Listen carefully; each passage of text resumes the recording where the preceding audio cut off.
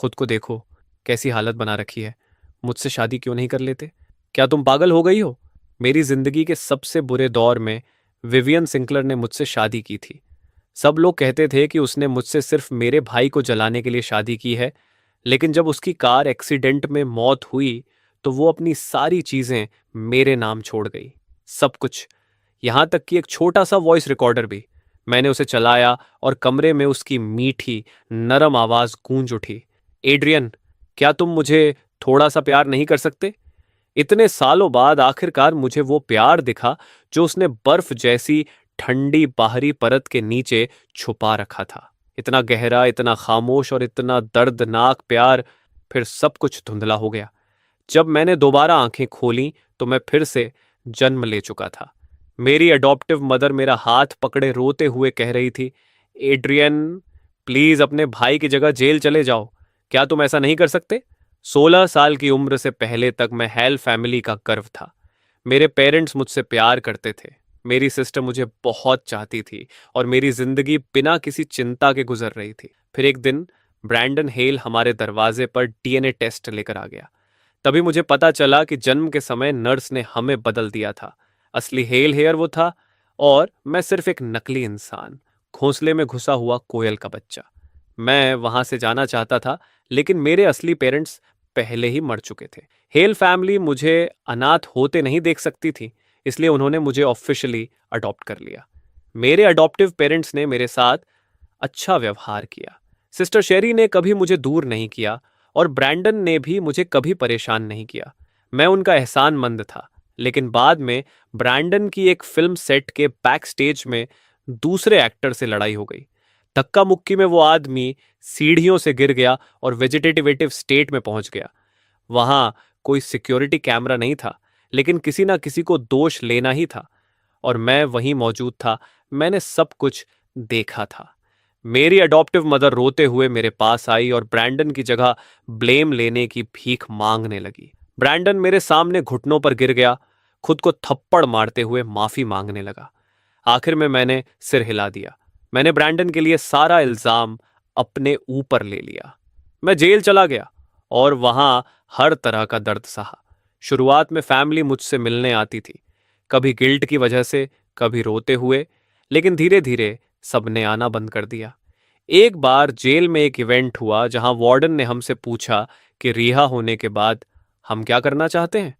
मैंने बहुत देर सोचने के बाद ध्यान से लिखा, जेल से बाहर निकलकर मैं मॉम और डैड से मिलना चाहता हूं। मेरे बगल वाला इनमेट मेरी इतनी सिंपल विश पर हंस पड़ा। मैं सिर्फ मुस्कुरा दिया, मैंने बहस नहीं की।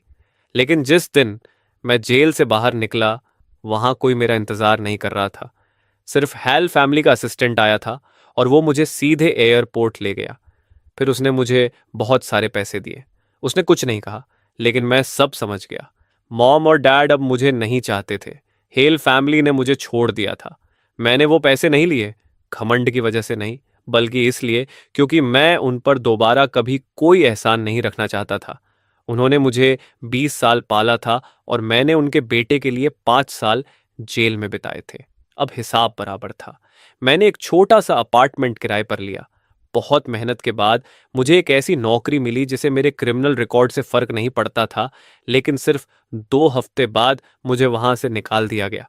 जब मैंने वजह पूछी तो आखिर उन्होंने कहा, तुमने ऐसे लोगों को नाराज कर दिया जिन्हें नहीं करना चाहिए था। मैं वहीं जम गया। मुझे कुछ कहने की जरूरत नहीं थी।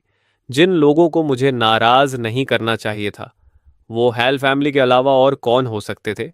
उस दिन मैं अपना बैग लेकर सड़क पर निकल आया। हल्की बूंदा बांदी हो रही थी। ठंडी बारिश की बूंदें हवा के साथ मेरे चेहरे पर गिर रही थीं।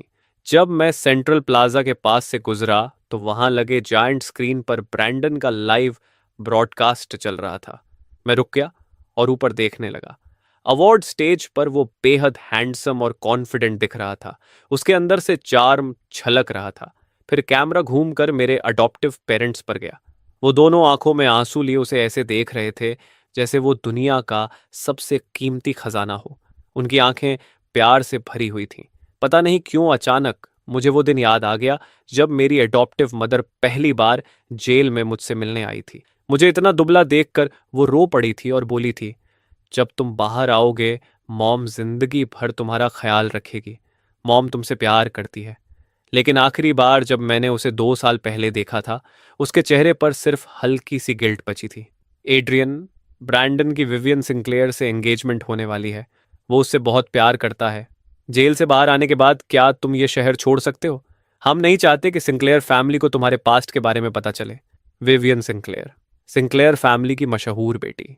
जेल में हमारे पास टीवी होता था और कभी कभी मैं ब्रैंडन और विवियन के गहरे प्यार की बातें सुनता था। लोग कहते थे कि विवियन हाई सोसाइटी की सबसे फेमस सोशलाइट थी, लेकिन ब्रैंडन के लिए उसने खुद को बदल लिया। वो एंटरटेनमेंट इंडस्ट्री में भी उतर गई, जिससे वो पहले नफरत करती थी।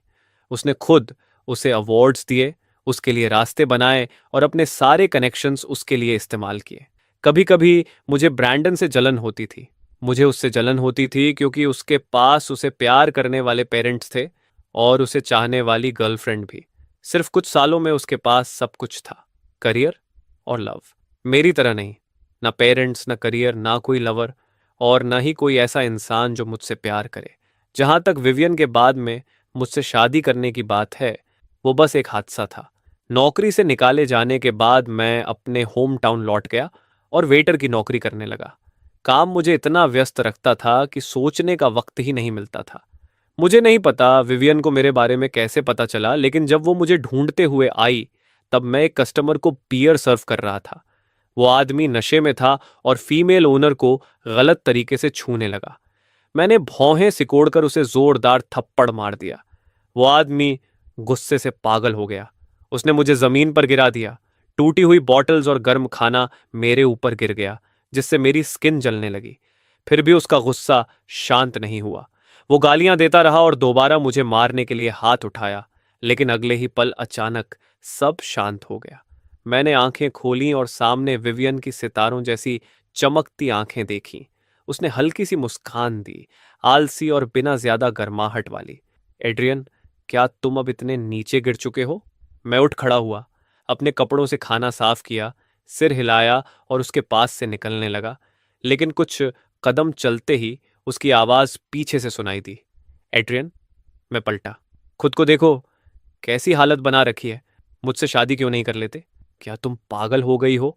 विवियन मुझे बहुत गंभीरता से देख रही थी। उसकी आंखें गहरी और पढ़ पाना मुश्किल थीं, लेकिन उसकी आवाज सच्ची थी। सच कहूं तो तुम्हारे भाई ब्रैंडन ने मुझे छोड़ दिया है और मेरा मूड बेहद खराब है। हेल फैमिली ने तुम्हें इस हालत में पहुंचाया। हम दोनों खुद को विक्टिम्स की अलायंस कह सकते हैं। वैसे भी तुम्हारे पास अब कुछ बचा नहीं है। मुझसे शादी करने में तुम्हारा कोई नुकसान नहीं होगा। फिर डर किस बात का? मैंने कुछ देर सोचा, लेकिन कुछ नहीं कहा। वो चुपचाप इंतजार करती रही। ठंडी हवा चली और मैं बिना सोचे कांप गया। विवियन ने अपना कस्टम मेड कोट उतार कर मेरे कंधों पर डाल दिया। उसी पल उसकी हल्की सी परफ्यूम की खुशबू मेरी सांसों में भर गई। बाद में जब हमारी शादी की खबर फैली तो पूरी इंडस्ट्री में हंगामा मच गया। हर कोई यही कह रहा था कि विवियन ने मुझसे सिर्फ ब्रैंडन को चोट पहुंचाने के लिए शादी की है। शादी के दौरान जब विवियन ने आई ड्यू कहा, तभी मेरी नजर ऑडियंस में बैठे ब्रैंडन पर गई। उसकी आंखें रोने से लाल थीं। वो अपना आपा खोकर गुस्से में वहां से बाहर चला गया। मैंने अपने पास खड़ी विवियन की तरफ देखा। उसने बस हल्की सी मुस्कान दी। उसने ब्रैंडन की तरफ एक बार भी नहीं देखा, जैसे उसने उससे कभी प्यार किया ही नहीं था, जैसे उसे सच में कोई फर्क ही नहीं पड़ता। शादी के बाद विवियन ने मेरे साथ बेहद अच्छा व्यवहार किया। उसने मुझे अपना पर्सनल असिस्टेंट बना दिया ताकि हम दिन का हर पल साथ रह सकें। जब मैंने उससे वजह पूछी तो उसने शरारती मुस्कान के साथ कहा, इतने हैंडसम आदमी को मैं घर पर अकेला कैसे छोड़ सकती हूँ? अगर कोई चोर तुम्हें चुरा ले गया तो? अगर तुम्हारी इनोसेंस चली गई तो मेरा कितना बड़ा नुकसान होगा। उसकी बेशर्म मजाक पर मैं हंस पड़ा और बहस करने की जरूरत नहीं समझी। जेल में बिताए उन सालों ने मुझे अंदर से तोड़ दिया था। मेरा शरीर अब ज्यादा तकलीफ सह नहीं सकता था। एक मामूली सर्दी भी मुझे पूरी तरह बीमार कर देती थी। बाद में विवियन ने मेरे इलाज के लिए एक मशहूर डॉक्टर रखा और धीरे धीरे मेरी तबीयत सुधरने लगी। वो मेरे बिस्तर के पास बैठकर मेरा हाथ पकड़ती और बेहद गंभीर, लगभग श्रद्धा भरे अंदाज में कहती, मैंने तुम्हें खरीद लिया है। अब तुम्हारी जिंदगी मेरी है। मेरे मरने से पहले तुम्हें मरने की इजाजत नहीं है। मुझे पता था उसकी बातें बचकानी थीं, लेकिन उसकी आंखों में छिपी कड़वी उदासी देखकर मैंने फिर भी सिर हिला दिया। मैं समझ नहीं पाता था कि वो इतनी दुखी क्यों रहती है, लेकिन मैंने बहुत पहले ही सीख लिया था कि सवाल नहीं पूछने चाहिए, दखल नहीं देना चाहिए। मैंने सोचा था कि हम इसी तरह साथ बूढ़े होंगे, लेकिन आखिर में वादा तोड़ने वाली मैं नहीं था, वो विवियन थी। मिस्टर एड्रियन, मिस विवियन की कल सुबह 4:10 बजे कार एक्सीडेंट में मौत हो गई। उन्हें बचाया नहीं जा सका। जब मैंने हॉस्पिटल का दरवाजा खोला तब मिस्टर और मिसेस सिंक्लेयर बुरी तरह रो रहे थे। विवियन का फ्यूनरल मैंने खुद अरेंज किया। हमारी शादी को 5 साल हो चुके थे, लेकिन बहुत से लोगों ने आज तक हमारे रिश्ते को स्वीकार नहीं किया था। खासकर ब्रैंडन। उसका प्यार नफरत में बदल चुका था और वो हमेशा मेरे गिरने का इंतजार करता रहता था। जब सिंक्लेयर पेरेंट्स फ्यूनरल से निकले तो उनकी पीठ झुक चुकी थी। वो अब पहले जैसे गर्व से भरे लोग नहीं रहे थे। एक हफ्ते बाद विवियन के lawyer, attorney Chase, inheritance transfer documents लेकर मेरे पास आए। जाते समय उन्होंने मुझे एक छोटा सा वॉइस रिकॉर्डर दिया। ये मिस क्लेयर, मतलब मिस विवियन की चीज़ों में मिसिंग था। अब इसे रिस्टोर कर दिया गया है। मुझे लगता है आप इसे ज़रूर सुनना चाहेंगे। विवियन ने अपनी सारी प्रॉपर्टी और शेयर्स अपनी विल में मेरे नाम कर दिए थे। मैंने रिकॉर्डर चलाया। उसमें विवियन की नरम आवाज़ गूंजी। एट्रीन, मैंने तुमसे शादी ब्रैंडन को जलाने के लिए नहीं की थी। मैं सच में तुमसे प्यार करती हूँ। मैं एक पल के लिए जम गया, लेकिन अंदर से अजीब तरह से शांत था, जैसे मुझे ये बात हमेशा से पता थी। शायद तुम्हें याद नहीं, लेकिन हम पहले भी मिल चुके हैं। स्कूल में तुम वो सीनियर थे जिसे हर कोई एडमायर करता था, हर टीचर का फेवरेट स्टूडेंट। मेरी मेंटर हमेशा तुम्हारी बातें करती रहती थी। हर बार तुम्हारे टीचर से बात करके वो मुझसे कहती, विवियन, अभी मैं तुम्हारा चेहरा नहीं देखना चाहती, मुझसे दूर रहो। मेरे होंठों से हल्की सी हंसी निकल गई, लेकिन अगले ही पल मेरी मुस्कान धीरे धीरे गायब हो गई। मैं उस समय तुमसे सच में नफरत करती थी, लेकिन फिर भी मैं तुम्हें देखना बंद नहीं कर पाती थी। मुझे लगता था मेरी फीलिंग्स थोड़ी शर्मनाक हैं, लेकिन फिर तुम जेल चले गए, वो भी असॉल्ट चार्जेस की वजह से। मैंने कभी इस बात पर विश्वास नहीं किया, इसलिए मैंने सच पता करने की ठान ली। लेकिन अफसोस, हेल फैमिली ने हर सबूत मिटा दिया था। तब मैंने अपना निशाना ब्रैंडन को बनाया। तो ब्रैंडन और विवियन की मशहूर लव स्टोरी सिर्फ एक कवर थी, सच निकालने का तरीका। विवियन को उम्मीद नहीं थी कि ब्रैंडन का मुंह इतना बंद रहेगा, लेकिन आखिर में उसे छोटे छोटे क्लूज मिल ही गए। अचानक मुझे याद आया कि हमारी शादी से पहले विवियन ने एक बार बेहद एक्साइटेड होकर पूछा था, एड्रियन, क्या तुम बदला लेना चाहते हो? और मैंने सिर हिला दिया था, नहीं, अब हिसाब बराबर है। इतने समय बाद आखिरकार मुझे समझ आया। उस दिन तक वो सच जान चुकी थी। उसने मेरे लिए सच ढूंढ निकाला था, और फिर मेरे लिए ही उसे दफना भी दिया। उसने जो कुछ भी किया, सब मेरे लिए किया। मेरे अंदर की भावनाएं बुरी तरह उमड़ने लगीं। मैंने सबको बेवकूफ बनाया, यहां तक कि तुम्हें भी। लगता है मेरी एक्टिंग वाकई कमाल की थी। तुम्हें पता है, जब मैं तुम्हें ढूंढने गई थी और तुमसे शादी के लिए पूछा था, उस वक्त तुम्हारे चेहरे का एक्सप्रेशन, तुम्हारी आंखों का लुक कितना अडोरेबल था। फिर हल्की सी हंसी सुनाई दी। छोड़ो, मैं फिर बेकार की बातें करने लगी। सच तो यह है कि मैं हमेशा तुमसे एक बात पूछना चाहती थी। एड्रियन, क्या तुम मुझे थोड़ा सा प्यार कर सकते हो? शायद इस जिंदगी में मुझे तुम्हारा जवाब कभी नहीं मिलेगा, इसलिए अगली जिंदगी में जब मैं तुम्हें फिर ढूंढूं, तब मुझे बता देना। फिर मैंने उसके आखिरी शब्द साफ साफ सुने। एड्रीन, मैं सच में तुमसे बहुत प्यार करती हूँ। मेरे अंदर बंद सारी भावनाएं अचानक टूटकर बाहर निकल आईं। मेरी आंखों से आंसू लगातार गिरने लगे। इतने समय बाद आखिरकार मुझे वो विशाल छिपा हुआ प्यार दिखाई दिया जो विवियन मेरे लिए अपने दिल में लिए घूमती रही। लेकिन अब बहुत देर हो चुकी थी। खाली लिविंग रूम में वो लिलीज अब भी मेज पर रखी थीं, जिन्हें कुछ दिन पहले विवियन घर लाई थी। मुझे हमेशा लिलीज पसंद थी, इसलिए वो उन्हें किसी खजाने की तरह गर्व से मेरे पास लाई थी। एड्रीन, इनकी खुशबू अच्छी है ना? मैंने हर फूल खुद चुना है। अब से हमारे घर के सारे फूल मैं खुद चुनूंगी। उनकी खुशबू सच में बहुत अच्छी थी। उस वक्त उसकी आंखों में चमकती नरम हंसी किसी हल्की स्टार लाइट जैसी लग रही थी। मैं उसे ना कैसे कह सकता था, लेकिन वादा करने वाली वही थी और झूठ बोलने वाली भी वही निकली। वो पहले चली गई और उन लिलीज की आखिरी रोशनी भी अपने साथ ले गई। खिड़की से आती मूनलाइट मेरे शरीर पर गिर रही थी। मैंने हाथ बढ़ाया, लेकिन मुझे सिर्फ ठंड महसूस हुई। एक हफ्ते बाद मैं अटर्नी चेस से मिलने गया। अटर्नी चेस, विवियन की सारी प्रॉपर्टी किसी ऑर्फनेज को डोनेट कर दीजिए, मुझे उसमें से कुछ नहीं चाहिए। उन्होंने मुझे गौर से देखा। मिस्टर एड्रियन, क्या आपने कभी मिस विवियन से प्यार किया था? मैं बस हल्का सा मुस्कुराया, लेकिन जवाब नहीं दिया। कई महीने धुंध की तरह गुजर गए। मुझे नहीं पता कितने। मुझे सिर्फ इतना याद है कि एक दिन मैं बहुत बुरी तरह बीमार पड़ा था। अपने बिस्तर पर लेटा छत को घूर रहा था और वही सवाल याद आ रहा था जो अटर्नी चेस ने पूछा था। क्या मैंने कभी विवियन से प्यार किया था? किया था। मैं हमेशा उससे प्यार करता था।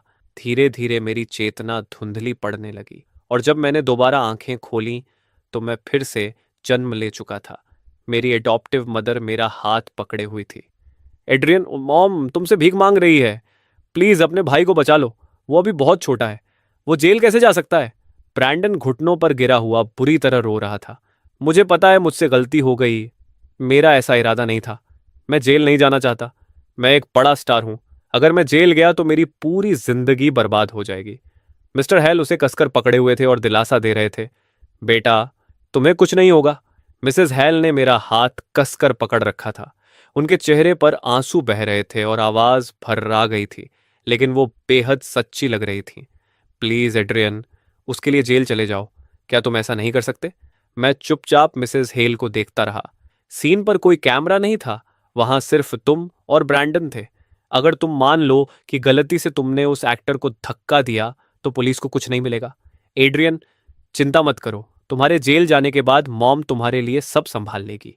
मैं तुम्हें तकलीफ नहीं होने दूंगी। जब तुम बाहर आओगे, हेल फैमिली जिंदगी भर तुम्हारा सहारा बनेगी। जिंदगी भर। पिछली जिंदगी में भी उसने यही कहा था, लेकिन वो वादा सिर्फ 1 साल चला था।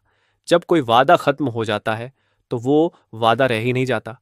मैंने धीरे से अपना हाथ मिसेस हेल की पकड़ से छुड़ाया और शांत आवाज में कहा, नहीं, पिछली जिंदगी में जेल के अंदर मुझे सॉलिटरी कन्फिनमेंट से बाहर फेंक दिया गया था।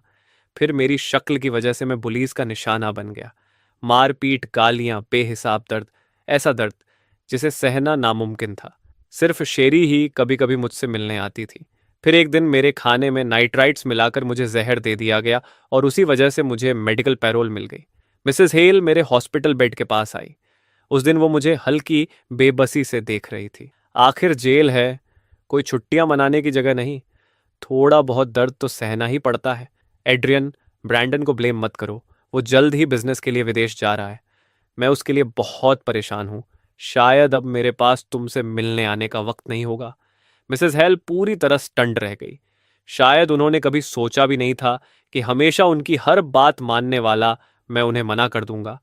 लेकिन मैं दोबारा जन्म ले चुका था। मैं अपनी पुरानी गलतियां दोहराने वापस नहीं आया था। मैंने फिर शांत लेकिन दृढ़ आवाज में कहा, मॉम, आपने मुझे 20 साल पाला, उसके लिए मैं हमेशा ग्रेटफुल रहूंगा। लेकिन मैं उसके लिए अपनी जिंदगी बर्बाद नहीं करूंगा। आप मुझे सेल्फिश कह सकती हैं, एहसान फरामोश कह सकती है, लेकिन मैं उसके लिए ब्लेम नहीं लूंगा। एड्रियन! मेरी बात सुनते ही मिस्टर हेल गुस्से से फट पड़े। इतने साल हेल फैमिली की सारी सुविधाएं लेने के बाद तुम बदले में इतना भी नहीं कर सकते? मिसेस हेल और ब्रैंडन ऐसे रो रहे थे जैसे उनका दिल टूट गया हो। लेकिन जब उन्हें समझ आ गया कि मैं नहीं मानूंगा तो उन्हें डर हुआ कि मैं भाग जाऊंगा। इसलिए उन्होंने मुझे मेरे कमरे में बंद कर दिया। पूरे समय सिर्फ शेरी चुप रही। पिछली जिंदगी की तरह इस बार भी मिसेस हेल मेरा फोन ले गई, लेकिन उन्हें नहीं पता था कि मेरे पास एक बैकअप फोन भी है। मैंने वो स्पेयर फोन निकाला। फ्रैंक, उस एक्टर की खबर जो कल वेजिटेटिव स्टेट में पहुंच गया था, पहले ही ट्रेंडिंग बन चुकी थी। सबूत बहुत कम थे। एक पापरजी फोटोग्राफर ने सिर्फ किसी की पीठ की धुंधली तस्वीर खींची थी और साथ में लिखा था, ब्रैंडन और उसका भाई एड्रियन कुछ देर तक फ्रैंक के साथ अकेले थे। शायद पुलिस रास्ते में है। मैं अपने बैकअप फोन को स्क्रॉल करता रहा और अनजाने में एक जाना पहचाना नंबर डायल कर दिया। उन डिजिट्स को देखते हुए मैं कुछ पल के लिए जम गया, लेकिन आखिर में मैंने कॉल नहीं किया। मेरे अंदर कुछ डर रहा था। डर की दूसरी तरफ शायद वो इंसान ना हो जिसे मैं जानता था, और उससे भी ज्यादा डर कि अगर ये सपना टूट गया तो शायद मैं उसे फिर कभी नहीं देख पाऊंगा। मैं उठकर कर्टन हटाता हूं। हल्की ठंड लिए गर्म धूप मेरे शरीर पर गिरती है। बाहर मुझे पुलिस दिखाई देती है और मिस्टर हेल के बेचैन छुपे हुए इशारे भी। मैं विवियन को मदद के लिए मैसेज नहीं करूंगा। पिछली जिंदगी में विवियन ने मुझे बचाया था, इस जिंदगी में मैं खुद को बचाऊंगा और फिर साफ सुथरे सम्मान के साथ उसके पास जाऊंगा।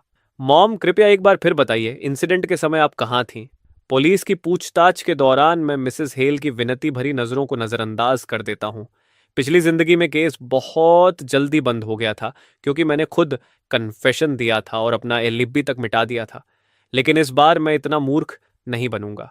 20 साल का एहसान मैं पिछली जिंदगी में चुका चुका हूं। अब उनसे नफरत ना करना ही मेरे लिए काफी है। मेरी शांत हालत के मुकाबले ब्रैंडन और भी ज्यादा घबराया हुआ और गिल्टी लग रहा था। जब पुलिस उसे ले जाने लगी तो मिसेस हेल पागलों की तरह चिल्लाई, उसे छोड़ दो, मेरे बेटे को छोड़ दो।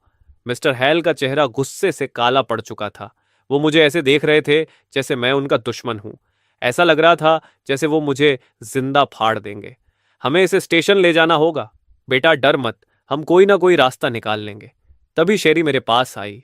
उसने धीमी आवाज में कहा, अब हेल फैमिली में तुम्हारे लिए कोई जगह नहीं बची। ये घर छोड़ दो। मैंने उसे देखा।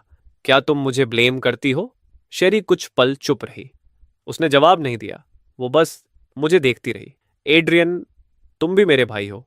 पिछली जिंदगी में भी उसने यही कहा था। उसने मुझे ब्लेम लेने से मना किया था। जब मैंने पूछा क्यों तो उसने नीचे देखते हुए जवाब दिया था। उसकी आंखें बारिश और हवा जैसी नरम थीं, दया और दुख से भरी हुई। तब मैंने उसकी बात नहीं मानी थी, लेकिन इस बार मैंने फैसला कर लिया था कि मैं उसकी बात सुनूंगा। मिस्टर और मिसेस हेल अब मुझसे हड्डियों तक नफरत करते होंगे। यहां ज्यादा देर रुकना सिर्फ और मुसीबत लाएगा। शर्ली, अपना ख्याल रखना। एड्रियन, इस बार अपने लिए जीना। मैंने अपना सामान पैक किया और हेल हाउस छोड़ दिया। फिर मैं सड़क पर चलने लगा जो गिरे हुए सिकमोर लीव्स से ढकी हुई थी। मैंने आगे देखा। हवा चली और पत्ते उड़ने लगे। उसी पल धूप मेरे ऊपर पड़ी, गर्म और नरम। और तभी अचानक मेरे सामने एक आकृति आकर रुक गई। एड्रीन, कहाँ जा रहे हो? मैं वहीं जम गया। हाँ, मेरे सामने खड़ी औरत विवियन थी, बिल्कुल जवान विवियन। पिछली जिंदगी की सारी यादें मेरे दिमाग में बिजली की तरह चमक उठी। मेरा दिल जोर जोर से धड़कने लगा। मैं उससे अपनी नजरें एक पल के लिए भी नहीं हटा पा रहा था। एक बड़े आदमी होकर रो क्यों रहे हो? क्या हुआ? क्या मैं रो रहा हूं? किस लिए? उसे दोबारा देखकर तो मुझे खुश होना चाहिए था, लेकिन पिछली जिंदगी की सारी दबी हुई भावनाएं आंसुओं में बदलकर बाहर निकलने लगीं। वो मेरे सीने से फूट रही थीं और मैं उन्हें रोक नहीं पा रहा था। विवियन की नज़र मेरे सूटकेस पर 2 सेकंड के लिए टिकती है। फिर वो पूछती है, एड्रीन, क्या तुम घर से भाग आए हो? मैं आधा सच बोलता हूँ। हाँ, मैं घर छोड़ आया हूँ। क्या तुम मुझे कुछ रातों के लिए अपने यहाँ रख सकती हो? वो तुरंत बोली, जरूर। अगर तुम आने की हिम्मत रखते हो तो मैं तुम्हें रखने की हिम्मत रखती हूँ। बस ऐसे ही मैं विवियन के साथ उसके अपार्टमेंट वापस चला गया। ठंडा और मिनिमल, यही उसका स्टाइल था। पिछली जिंदगी में विवियन की मौत के बाद मैं कुछ समय यहाँ रह चुका था। मुझे यहाँ का हर कोना याद था। मैं सीधा अपार्टमेंट के पीछे वाले बाथरूम की तरफ चला गया, आधा यादों के लिए, आधा शोक मनाने के लिए। मिरर में अपनी सूजी हुई आंखें और बिखरा चेहरा देखकर मेरे होठों से हल्की सांस निकली। मुझे थोड़ा शर्मिंदगी महसूस हुई। मैंने तय किया था कि इस बार मैं विवियन के सामने सम्मान के साथ खड़ा होऊंगा, लेकिन हर बार जब भी मैं उससे मिलता हूं, मेरी हालत हमेशा इतनी खराब ही क्यों होती है? जब मैं बाथरूम से बाहर आया तो विवियन दीवार से टिककर मेरा इंतजार कर रही थी। उसने पूछा, क्या हुआ? मैंने शांति से उसे सब कुछ बता दिया। उसे छुपाने जैसा मेरे पास कुछ नहीं था। सब सुनने के बाद विवियन कुछ पल चुप रही। तो हेल फैमिली चाहती है कि तुम ब्लेम अपने ऊपर ले लो। मैंने सिर हिलाया। हाँ, लेकिन मैंने मना कर दिया। यह मामला इतनी आसानी से खत्म नहीं होगा। फ्रैंक अभी भी कोमा में है और अभी तक कोई पक्का सबूत नहीं मिला। जब तक वो जाग नहीं जाता, केस बंद नहीं हो सकता। भले ही अभी ब्रैंडन प्राइम सस्पेक्ट है, लेकिन तुम पूरी तरह सेफ नहीं हो। बोलते बोलते उसका चेहरा और गंभीर होता गया। तभी मैंने अचानक बीच में कहा, विवियन, मुझे थोड़ी भूख लगी है। मेरे लिए कुछ खाने को बना दो। मेरी आंखों में जरा भी तनाव ना देखकर वो बेबस होकर सांस छोड़ती है। ठीक है, मैं अभी खाना बनाती हूँ, थोड़ा इंतजार करो। मैंने सिर हिलाया। पिछली जिंदगी में मेरी स्टमक कंडीशन बहुत खराब थी, इसलिए विवियन ने मेडिसिनल कुकिंग सीख ली थी और रोज मेरे लिए खाना बनाती थी। उसका खाना बहुत स्वादिष्ट होता था।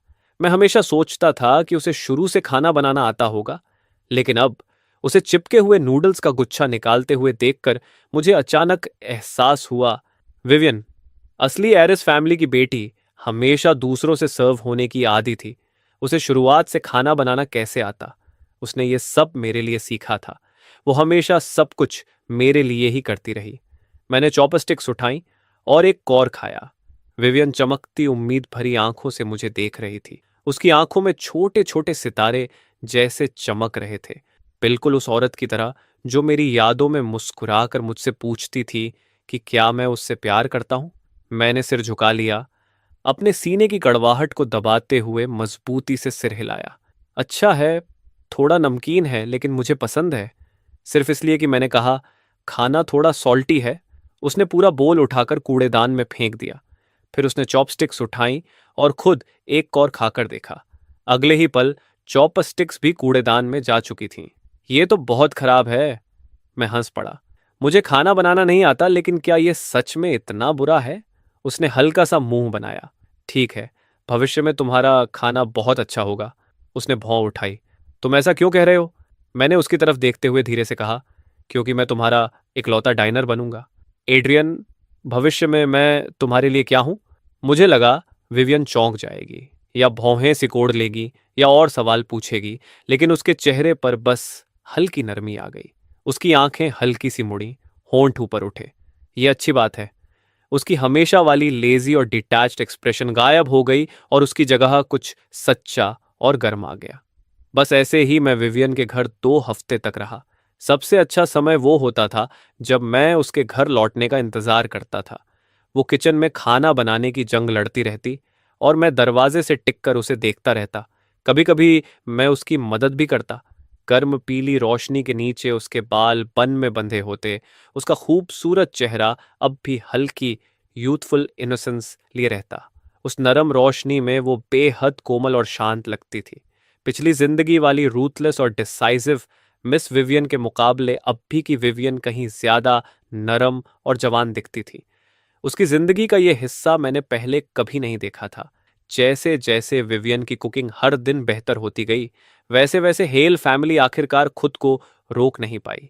मुझे पहले से पता था कि वो ब्रैंडन को बिना लड़े जेल नहीं जाने देंगे, लेकिन मैंने नहीं सोचा था कि वो फ्रैंक के मैनेजर को रिश्वत देकर मुझे असली कल्प्रिट बता देंगे। कितने बेशर्म, कितने घटिया लोग थे वो। एड्रियन हमारा बायोलॉजिकल चाइल्ड नहीं है। जन्म के समय उसे बदल दिया गया था। ब्रैंडन हमारा असली बेटा है। ब्रैंडन मेरा अपना खून है, लेकिन उसकी जिंदगी में कभी ज्यादा खुशियां नहीं रही। अब उसे फंसाकर जेल भेजा जा रहा है। एड्रियन, तुमने सच में मेरा दिल तोड़ दिया। रोइए मत मॉम, दुखी मत होइए। शायद एड्रियन से गलती हो गई होगी। अगर मैं उसकी जगह सजा काट सकता तो खुशी से काटता, लेकिन जिसने गलती की है उसे जिम्मेदारी लेनी चाहिए। जो बोझ तुम्हारा नहीं है वो तुम्हें उठाने की जरूरत नहीं। सर उठाओ ब्रैंडन, उनका सामना करो, डरो मत। एड्रियन, हेल फैमिली ने तुम्हें इतने साल पाला है। हमें उम्मीद है कि तुम आगे आकर अपनी गलती का प्रायश्चित करोगे। जैसे ही वो वीडियो रिलीज हुआ, इंटरनेट पर मेरे खिलाफ गुस्से का तूफान उठ गया।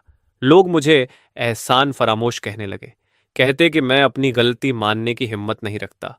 मुझे ऐसा गद्दार कहा गया जो उसी हाथ को काटता है जिसने उसे खिलाया था। यहां तक कि मेरे प्राइवेट अकाउंट्स भी खोज निकाले गए। हर दिन मेरा इनबॉक्स मैसेजेस से भर जाता। जो लोग सच में मेरी चिंता करते थे उन्हें मैं जवाब देता, और जो लोग मुझसे कन्फेशन मांगते उन्हें ब्लॉक कर देता। पुराने क्लासमेट्स तक कॉल करके मेरा हाल पूछने लगे। बाहर की दुनिया केओस में डूबी हुई थी, लेकिन मैं कुछ नहीं कर रहा था। हेल फैमिली चाहे जितना तूफान खड़ा कर ले, जब तक पुलिस ने मुझे ऑफिशियली समन नहीं किया, मैं इनोसेंट था। ऐसे में घबरा कर खुद को साबित करने के जाल में क्यों फंसूं? एक दिन विवियन को सारी खबर मिली। वो जल्दी जल्दी घर लौटी और अंदर आते ही बोली, एड्रीन, मैं तुम्हारी मदद कर सकती हूँ। मैंने हल्की मुस्कान दी, जरूरत नहीं। लेकिन अपनी बात पूरी करने से पहले अचानक मुझे पिछली जिंदगी का हमारा एक बड़ा झगड़ा याद आ गया। मैं उसे बड़ा झगड़ा कहता हूं, लेकिन असल में वो इसलिए हुआ था क्योंकि विवियन मेरे साथ बहुत अच्छा व्यवहार करती थी और उससे बहुत लोग जलते थे। किसी ने मेरे जेल जाने की बात लीक कर दी थी और इंटरनेट गालियों से भर गया था। आखिर में सब एक ही बात पर आकर रुकता था, मैं विवियन के लायक नहीं था। विवियन मेरे लिए रूमर्स खत्म करना चाहती थी। वो चाहती थी कि हम साथ प्रेस कॉन्फ्रेंस करें और गॉसिप फैलाने वालों पर लॉ सूट्स डालें, लेकिन मुझे लगा इसकी जरूरत नहीं। आखिर मैं जेल जा चुका था, मेरा कॉन्शियंस साफ था, लेकिन मैं नहीं चाहता था कि विवियन भी आलोचनाओं में घसीटी जाए। लेकिन मेरी यही बात विवियन को गुस्सा दिला गई। उसने ठंडी आवाज में पूछा था, क्या तुम्हारे दिल में मेरी कोई जगह है? क्या तुम मुझे अपनी पत्नी मानते हो? उस समय मुझे सिर्फ इतना लगता था कि रूमर्स को इग्नोर करना बेहतर है, लेकिन विवियन को वो गॉसिप बेहद घटिया और बेवकूफी भरी लगती थी। लंबी चुप्पी के बाद उसने हल्की, खुद पर हंसती हुई हंसी छोड़ी और धीरे से कहा था, तुम अपने नाम को साफ रखकर जी सकते हो, लेकिन मैं किसी को तुम्हारी तरफ उंगली उठाने नहीं दूंगी। तब भी मैं चुप रहा था, मैंने कोई जवाब नहीं दिया। जब विवियन वहां से चली गई तो मैंने सिर्फ उसकी अकेली पीठ देखी थी। उस समय मुझे थोड़ा पछतावा हुआ था। मैंने सोचा था कि शायद मुझे उसकी बात मान लेनी चाहिए थी। वो इतनी छोटी सी बात थी, लेकिन मैंने कभी नहीं सोचा था कि वो आखिरी बार होगा जब मैं उसे देखूंगा। उसकी मौत के बाद मैं खुद से बार बार पूछता रहा, मैं उसके साथ क्यों नहीं खड़ा हुआ? मैंने उसे अपनी फीलिंग्स क्यों नहीं बताई? उसका अंतहीन केयर, उसका डिवोशन, क्या मैंने सच में नहीं देखा था कि वो मुझसे प्यार करती है? नहीं, मैंने सब देखा था। मैं शुरू से जानता था, लेकिन मैं एक सेल्फिश बास्टर्ड था जिसने उसके प्यार को हल्के में लिया। मुझे पूरा यकीन था कि विवियन हमेशा मेरे साथ रहेगी। मैं स्वार्थी होकर उसके प्यार में डूबा रहा, लेकिन उसके बेचैन दिल को कभी शांत करने की कोशिश नहीं की, जब तक कि वो मुझसे हमेशा के लिए दूर नहीं चली गई। मैंने प्यार को समझा, लेकिन बहुत देर से। सबसे क्रूर चीज यही होती है, जब तुम्हें अपने प्यार का इजहार करने का दूसरा मौका ही ना मिले, जब तुम किसी के करीब आने से पहले ही उसे हमेशा के लिए खो दो। ये रीबर्थ मेरे लिए भगवान का गिफ्ट था, सब कुछ ठीक करने का एक मौका। मैंने विवियन को कसकर अपनी बाहों में खींच लिया। धीमी कांपती आवाज में मैंने कहा, हाँ, मेरी मदद करो। मैं उसे देखता रहा। मेरा दिल अनगिनत भावनाओं से भरा हुआ था। पिछली जिंदगी की धुंधली यादें और रिकॉर्डर में सुनी उसकी शर्मीली कन्फेशन आपस में घुल रही थीं, जिससे मेरा सीना दर्द और गर्माहट से भर गया था। मैं मुस्कुराया, सिर्फ शिष्टाचार की वजह से नहीं, बल्कि सच्चे भरोसे और राहत के साथ। इस बार मैं उसे खुद से दूर नहीं करूंगा। मैं उसे अकेले चुपचाप सब कुछ सहने नहीं दूंगा। विवियन ने हैरान कर देने वाली तेजी से काम शुरू कर दिया। उसने पूरे सिंकलर फैमिली की ताकत लगाकर उस दिन फिल्म सेट के आसपास मौजूद हर पॉसिबल कैमरा की सीक्रेटली जांच शुरू करवाई। और जैसा उसने कहा था, चाहे हेल फैमिली ने जल्दीबाजी में सबूत मिटा दिए हों, लेकिन कोई भी प्लान पूरी तरह परफेक्ट नहीं होता। आसपास की दुकानों, सड़कों और उसी दिन वहां शूटिंग कर रही दूसरी फिल्म क्रूज के कैमरास खंगालते खंगालते आखिर हमें कुछ धुंधले लेकिन बेहद जरूरी वीडियोस मिल गए। फुटेज साफ नहीं था, लेकिन ब्रैंडन की खास जैकेट और उसके हाईलाइटेड बाल साफ दिख रहे थे। वो फ्रैंक के साथ जोरदार बहस कर रहा था और धक्का मुक्की में उसने फ्रैंक को सीढ़ियों से नीचे धक्का दे दिया। वीडियो हाई रेजोल्यूशन में नहीं था, लेकिन केस खोलने के लिए काफी था। शायद ब्रैंडन को किसी तरह पता चल गया कि हम सबूत इकट्ठा कर रहे हैं। कोने में फंसे चूहे की तरह उसने कुछ लोगों को भेजकर विवियन को किडनैप करवा लिया और मुझे कॉल किया। उसकी आवाज पागलपन से भरी हुई थी। एड्रीन, सबूत मुझे दे दो, वरना पता नहीं विवियन के साथ क्या हो जाएगा। अबैंडन्ड वेयरहाउस नंबर 3, अकेले आना, हर ओरिजिनल कॉपी साथ लाना। मेरा दिल जोर जोर से धड़कने लगा। मैं तुरंत दिए गए पते पर मौजूद अबैंडन्ड वेयरहाउस की तरफ भागा। अंदर ब्रैंडन कुछ खतरनाक दिखने वाले थग्स के साथ खड़ा था। कहाँ है? ब्रैंडन ने गुस्से से पूछा। तुम्हें यूएसबी ड्राइव चाहिए? ले सकते हो, लेकिन पहले विवियन को छोड़ो। ब्रैंडन की आंखों में लालच और जीत की चमक उभर आई, और उसी पल मैंने ब्रैंडन के पास खड़े उन थग्स को पहचान लिया। वही लोग जिन्होंने पिछली जिंदगी में जेल के अंदर मुझे हर दिन टॉर्मेंट किया था। तो ये कभी कोई कोइंसिडेंस था ही नहीं। शुरुआत से आखिर तक सब ब्रैंडन की प्लानिंग थी। वो सिर्फ मुझसे ब्लेम नहीं लेना चाहता था। वो चाहता था कि जेल के अंदर मुझे तोड़ा जाए, सताया जाए, और बेहतर होता अगर मैं कभी बाहर ही ना निकल पाता। गुस्सा मेरे दिमाग में आग की तरह फैल गया। मैंने यूएसबी ड्राइव ब्रैंडन को दे दी। जैसे ही विवियन मेरे पास वापस आई, मैं तुरंत ब्रैंडन पर झपटा, यूएसबी वापस छीनने की कोशिश करते हुए। अगले ही पल वहां पूरा केओस फैल गया। वो थग्स साफ तौर पर एमेटर्स नहीं थे। उनके वार तेज और बेरहम थे। मैं पूरी ताकत से विवियन को बचाते हुए लड़ रहा था, धीरे धीरे पीछे हटते हुए। उस अफरा तफरी में उसकी जगह मेरी पीठ पर आयरन बार आकर लगी। दर्द ऐसा था जैसे आग जल रही हो। लेकिन किसी तरह मैं विवियन को वेयरहाउस से बाहर निकालने में कामयाब हो गया। हम बाहर निकल आए, लेकिन यूएसबी अभी भी ब्रैंडन के हाथ में थी। वो जीत की हंसी हंस रहा था। उसे यकीन था कि सबूत खत्म होते ही वो बच जाएगा। दर्द हो रहा है तो बता दो, स्ट्रांग बनने की एक्टिंग मत करो, विवियन ने चिंतित होकर कहा। मैंने हल्की मुस्कान दी। मैं ठीक हूं, पहले से कहीं बेहतर। फिर मैंने उसका हाथ कस कर पकड़ा। अब कभी अकेले खतरे में मत जाना, उसने धीरे से जवाब दिया। वादा करती हूं। उधर ब्रैंडन को लग रहा था कि सब कुछ खत्म हो चुका है। वो अपना नाम साफ करने के लिए प्रेस कॉन्फ्रेंस की तैयारी कर रहा था। तभी किसी ने घबरा कर कहा, सर, फ्रैंक जाग गया है, उसने कहा है। उसे ब्रैंडन ने धक्का दिया था। क्या? पुलिस रास्ते में है? हॉस्पिटल से शॉकिंग खबर आई। जो आदमी इतने समय से वेजिटेटिवेटिव स्टेट में था, फ्रैंक, आखिरकार जाग गया। होश में आते ही उसने पुलिस को साफ बताया कि लड़ाई के दौरान ब्रैंडन ने उसे सीढ़ियों से नीचे धक्का दिया था। ब्रैंडन, उसने मुझे सीढ़ियों से धक्का दिया। उसी समय अटर्नी चेज ने वो सर्वेलेंस फुटेज भी निकाल दी जो विवियन ने बैकअप के तौर पर पहले से तैयार रखी थी। सबूत इतने साफ थे कि अब इनकार की कोई गुंजाइश नहीं बची थी। ब्रैंडन के सारे क्राइम्स पूरी तरह सामने आ गए। पुलिस तुरंत उसे अरेस्ट करने निकल पड़ी। घबराहट में ब्रैंडन अपनी कार लेकर भाग निकला और पागलों की तरह ड्राइव करने लगा। चेस के दौरान उसकी कार क्रैश हो गई और वो मौके पर ही मर गया। उसके साथ वाले थग्स भी कई क्राइम्स में फंस गए। विवियन का किडनैपिंग, मुझ पर हमला और बाकी कई जुर्म। पुलिस ने उन सबको पकड़ लिया। जब मिसेस हेल को ब्रैंडन की मौत की खबर मिली तो वो उसे बर्दाश्त नहीं कर पाई। उनका दिमाग पूरी तरह टूट गया। वो गहरे डिप्रेशन में चली गईं और हर दिन रोती रहती।